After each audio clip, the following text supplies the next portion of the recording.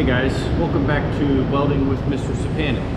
For today's lesson, we're going to be talking about gas metal arc welding and making a fillet weld in the downhill position. First thing we need to do is make sure that we have the correct thickness material. Downhill welding is really designed for thin gauge materials, something for like an auto body, for example. Uphill welding would be designed for more thicker materials. So the material that we'll be using today is 1/8 inch thick. The size of my fillet weld is about 2 inches wide, 6 inches long. Okay. I'm using a Lincoln Power Make 350 at the moment, 75/25 gas. I have 18 volts and about 220 inches a minute. If you run 21 volts, 22 volts, you're going to have to run very, very fast in order to not blow through this material. Okay. First thing, we're going to make sure that we're starting at the top of the joint and then finishing at the bottom of the joint. If we go too slow as we're going downhill, what's going to happen is our puddle is going to catch up to us and then it's going to pass us up. And then what's going to happen is we're going to have a big glob of liquefied metal that drops down. Okay, so we want to have about a 15 or so, 15-20 degree travel angle pushing up. And as we're working down, we're maintaining that puddle above us. What I like to do is little U's or C's, whatever you want to call them, to keep that puddle up on top of the weld. When you get to the bottom, you got to make sure that you're finishing all the way at the bottom of your joint and you're starting all the way at the top of your joint. Let's go ahead and run this root pass.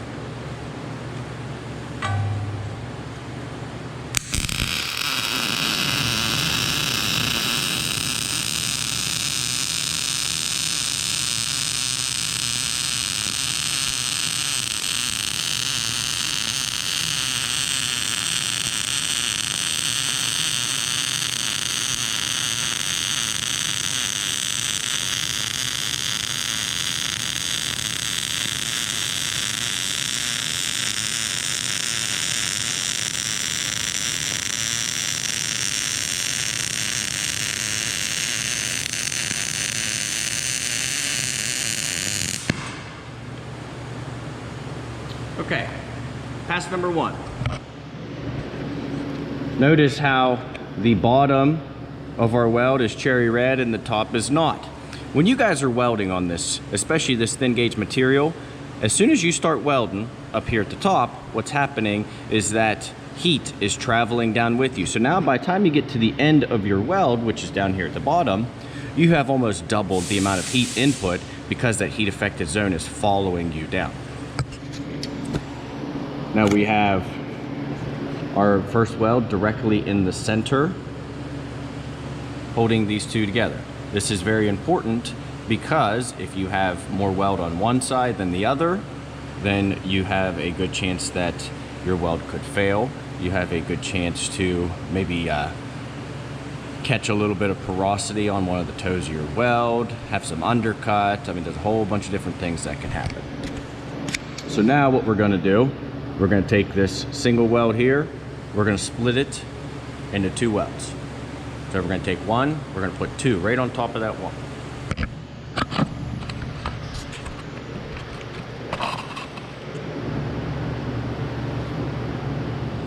I'm going to start on the far side.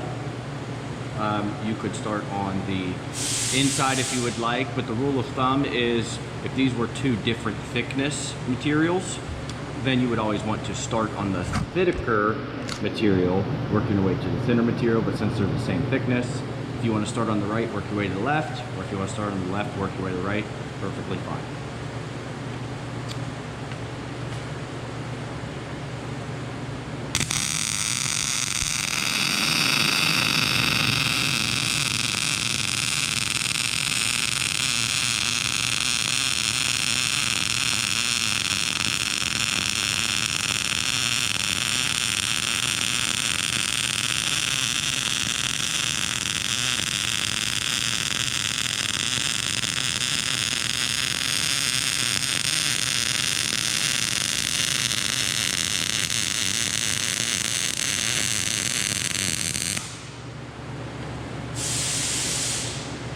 Okay, pass number 2.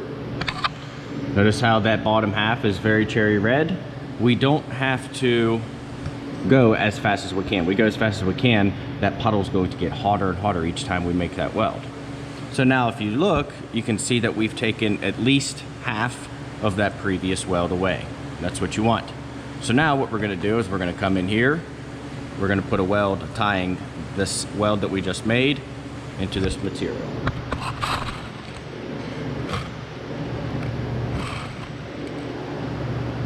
Let that cool down for just a second.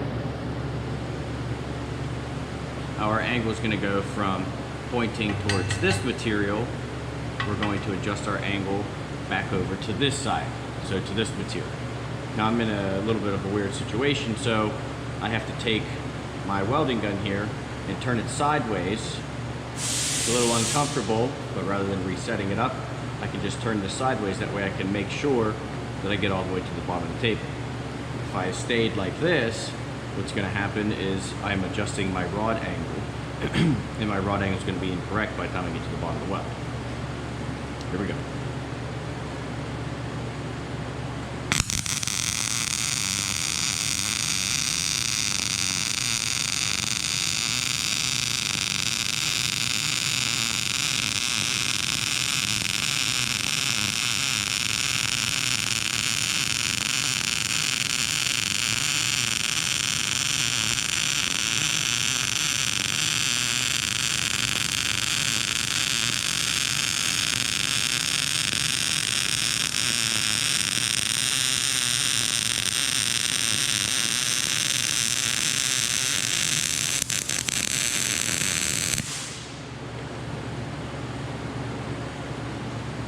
All right, so right now we're sitting at a 2-pass cover, 3 passes total. Take a good look here. Notice how really red there at the bottom. We have equal leg lengths, so if I was to look down the through the top here, okay, we're pretty even. You want to make sure that you're putting the correct amount of weld on each side. And then what you'll do is you'll just continue to fill that out. Now, typically, anytime that you're welding on sheet metal, usually it is a single pass weld. You'll need anything more than 1 weld. When you're in a welding school, the more you weld, the better you get. So you're going to take this entire joint, you might have 25 or 30 passes on here. And that's 30 pieces of material or 1 joint with 30 passes on it. That's all for today.